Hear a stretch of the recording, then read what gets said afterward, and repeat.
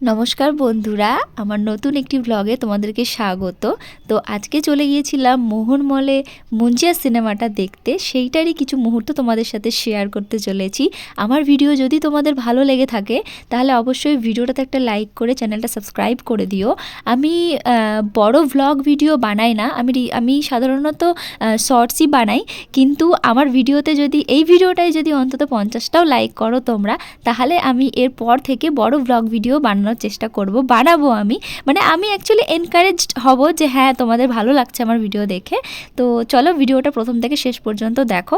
মোহনমলে ঢোকার পরে আমাদের হাতে অনেকটা সময় ছিল, কারণ আমরা অনলাইনে টিকিটটা কেটে নিয়েছিলাম। সেজন্য বাইরে যে বসার কাউচটা করা আছে হলের বাইরে, সেখানে বসে আমরা ফটো তুলে কিছুগুলো ভিডিওগুলো করে নিয়েছিলাম।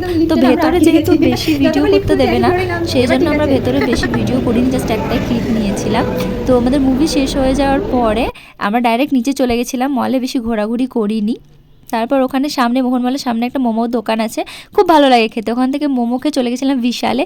কেনাকাটা সেরকম কিছু করার ছিল না, জাস্ট ঢুকেছিলাম যে এমনি বাড়িতে পরার কিছু শর্টস আর কিছু টপ নেব বলে, কারণ ওখানে সেল চলছিল, সেই কারণেই যাওয়া আর কি।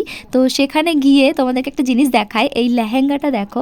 এই লেহেঙ্গাটা সেখানে গিয়ে আমি দেখলাম, এই লেহেঙ্গাটা আমি এর আগেই কিনেছি এখান থেকে, তো আবারও দেখলাম, ভালো লাগলো। তো এই লেহেঙ্গাটা পরে আমার ছবিও আছে, আমি তোমাদেরকে ছবিটাও এখানে অ্যাটাচ করে দেবো, তোমরা দেখতে পাবে। লেহেঙ্গাটা খুবই সুন্দর, মানে কালার কম্বিনেশন এত সুন্দর। তো ওখান থেকে বেরিয়ে আমরা খেয়ে নিয়েছিলাম আইসক্রিম, তারপরে চলে গেলাম ট্রেন ধরতে।